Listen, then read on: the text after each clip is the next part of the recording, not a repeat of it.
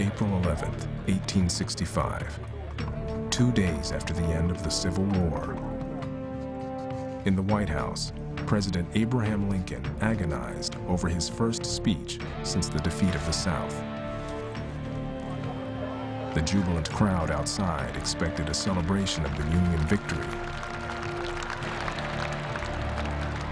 Instead, Lincoln delivered a sobering message. The task that lay ahead, he warned, would be fraught with great difficulty. He called it Reconstruction. 600,000 had died. Bitter enemies, North and South, had to be reconciled.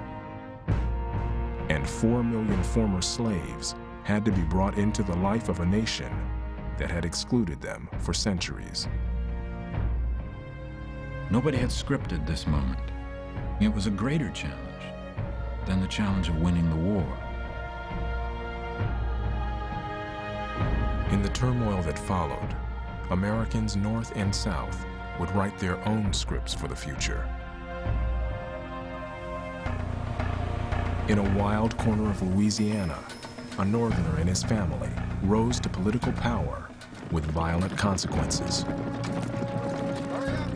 Once they were arrested, they were going to die because we're at war now.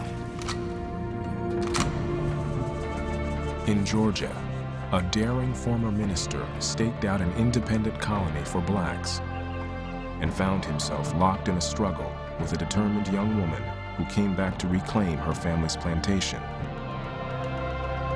As black people showed that they were capable of controlling and guiding their own lives, this only created greater anxiety and white hostility.